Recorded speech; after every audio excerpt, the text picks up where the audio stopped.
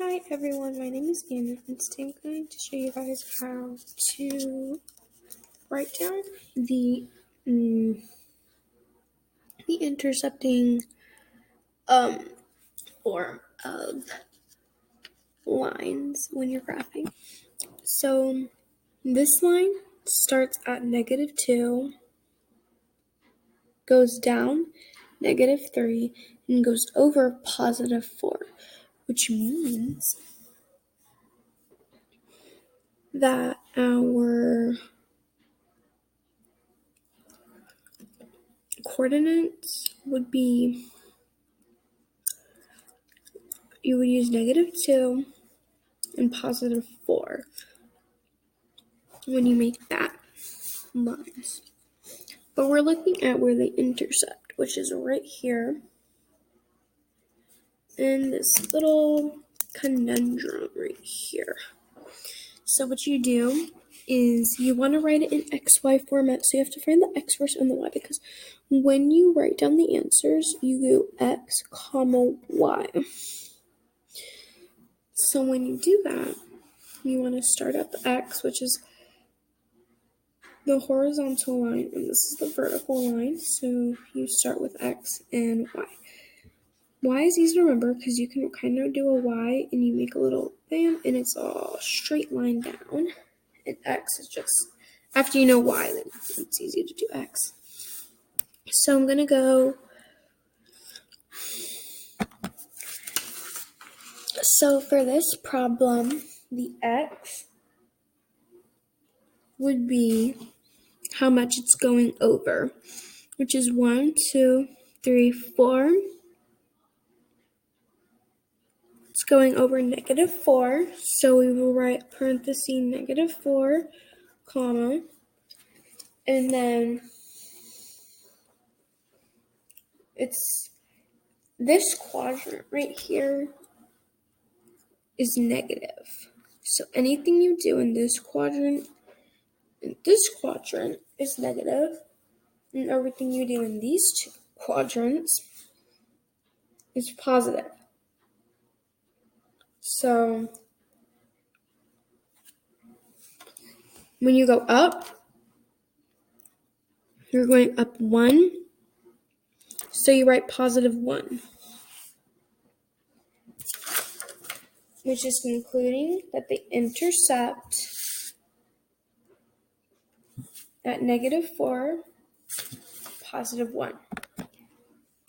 So here is more practice with the intercepting lines, which y'all wanted me to kind of elaborate on more. So we have two y equals mx plus b formatted equations right here. So to solve these, we're going to make a graph, and we're going to do 10 down and 10 across. So 4, 5, 3, 4, 5. And down and over. And then you want to do your y and x axis.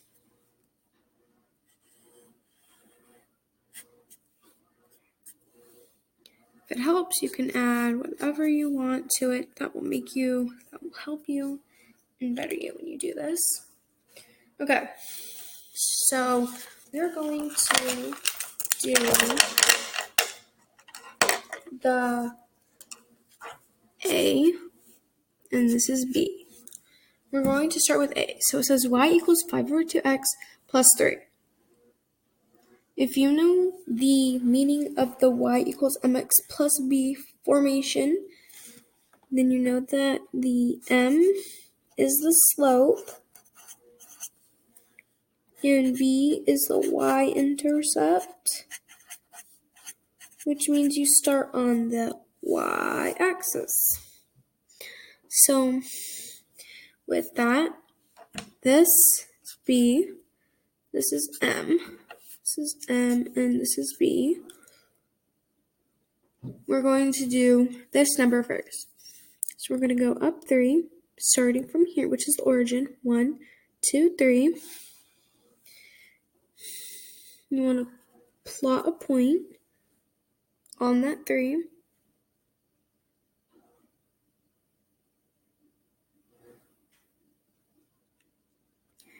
If you can't go up 5, which I just noticed, that's it. I'm just going to change this to negative then. We're going to go down 5 from here, and we're going to go 1, 2, 3, 4, 5. And then we're going to go over 2, but positive. 1, 2. And plot your point. Now we're going to do the B equation. The B here is 4, which means we start at 4, so we go 1, 2, 3, 4, plot our point, and then we're going to go down 3 and over 5. 1, 2, 3, 1, 2, 3, 4, 5. And then you want to draw your lines. If you want them to be even, use something that will make the lines even and not all crazy. So if you have a card that you can use, or just like a hard piece of paper, anything with a straight line, use that. So I want to go, every time you plot a point, there are 4, if you're using graph paper, there are always 4 boxes around it, and they all will meet that point, which means that is where you should angle your line at. This is kind of awkward. Okay, now I'm going to go down, and then this one is going to go like this.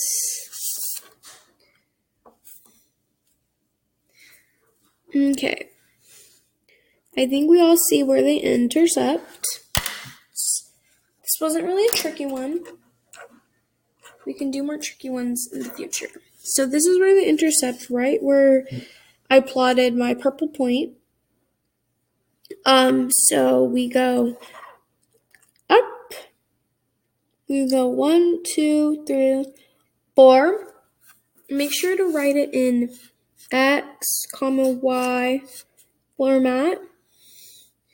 So this is we're on Y. So we're 1, 2, 3, 4. So we write 4 in the Y space. Oh, you guys can't see that. We wrote 4 in the Y space. And then we're going to write 0 in the X spot because this is nothing. We didn't do anything for the X. We didn't go to the left or to the right. We stayed right on there when they intercepted. Which means that is the intercepting point right there. So here is more practice. We have y equals negative 2 over 5x plus 3 and y equals negative 4, 6x plus 9. If you want to write down your little notes and kind of put m around the fractions or b around the 3, or around the intercepts, you can do that. I'm not going to. I'm going to draw my graph, and this time I'm going 6 across. I'm going 12 across and 12 up. So I'm going to start a little farther away from here. I'm going to go.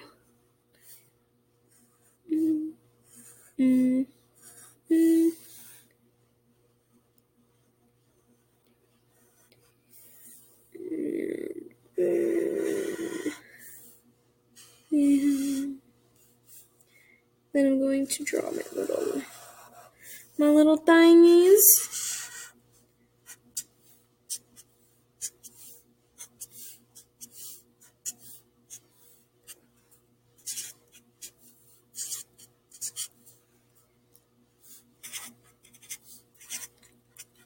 Okay. I just did the quadrants just to kind of show y'all where they are at. I already know where they're at. I'm just trying to help y'all. So hold on. Okay. So when we plot these points, you want to make sure you have to do it precisely. Going up just a little bit off will possibly butcher the whole entire purpose of the graphs. Now, like I said in the past, these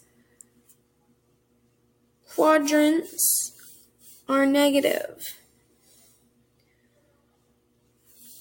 and these quadrants are positive. So, I just smudged that, whatever. Okay, so when we plot these points, when we graph the points and put them onto our actual graph, you want to make sure you do them precise. So,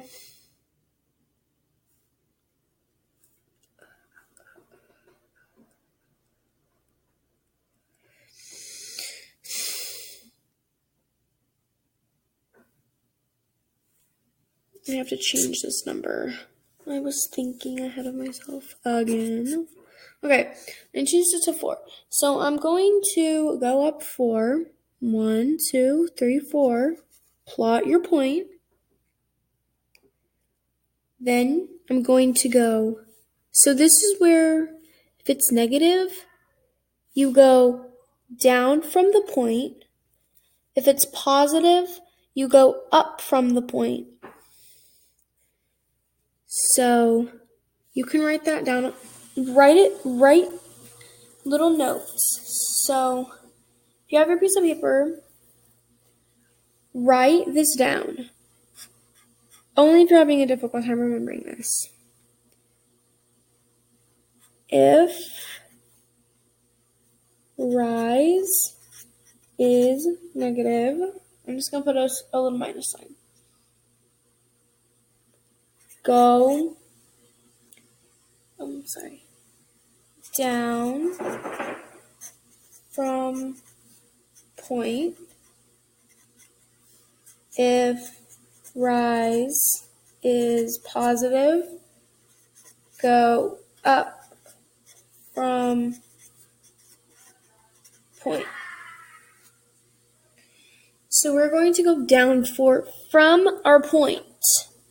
1, 2, 3, 4, which, no, I did that wrong. Hold on, guys, I'm sorry. I'm thinking ahead over here. Don't pay attention to that. Okay, I'm going to patch it up. You go down 4 and do not plot the point, which is another note you can write down. So you can also write this down on a little note card. Okay. When you go down for the rise, do not plot the point. Only plot the point when you have completed the run. Here you go. So this says, when you go down for the rise, do not plot the point. I should have put a comma. Only plot the point when you have completed the run. When you go down for the rise, do not plot the point. Only plot the point when you have completed the run. Okay. So I'm going down 4, and then I go over 6. 1, 2, 3, 4, 5, 6. I went ahead and did the line for that sucker. Okay, so I'm going to now finally complete. Oh, I just did B. I'm sorry. I just did B. Now I'm going to go on to A. Okay, so when I do this, I'm going to just do the same concept. This is positive, so I'm going to go up 3, 1, 2, 3, plot my point. I'm going to go down 2, 1, 2. Do not plot the point until you have completed the run. 1, 2, 3, 4, 5. At least we know where they intercept now. I'm going to graph my line. I'm sorry, I'm kind of going fast. I'm sorry, guys. And this is where they intercept. Now, figuring out where they intercept, we are going to do it the same way we do rise over run. Oh, and this is what this is, guys. The x equals rise over run. Just a side note. Okay. So we start from the origin. We're going up 1. Make sure to write it in XY format. Sorry, all these other things I'm remembering, I forget to tell you guys. Make sure to write it in XY format. If you do not write it in XY format and you do it in like YX, then you're going to get it wrong. So we're working on the Y. All right, this is the Y. Let me just show y'all a trick real fast on how you can remember the Y-axis and the X-axis. Okay, here is my little trick for remembering the Y and X-axis. Well, I already know what the axes are, but I'm just saying you can use this trick to help you remember. So, to do this trick, you're going to have a graph that's like this. Not a line graph, not a box graph, whatever. You have to have a coordinate plane round. So, an easy remembrance thing is this is the y-axis, which is really cool because you can kind of make a y with it. You can go bam, and then it goes straight down. Or if you just want to be extra, you can do that, and then go bam. That's your y-axis. Okay? So, like I'm saying, it makes a y, either a y with a straight line, or you can make a little loop if you want to be extra. And then for the x, this is kind of a weird little trick that worked for me, but then again, not all graphs will have these little, I don't even know what, arrow thingies, okay? So what I did was, which is kind of weird, I would remember because like this thing is facing this way, and this one's facing that way. So I kind of take this one, turn it upside down.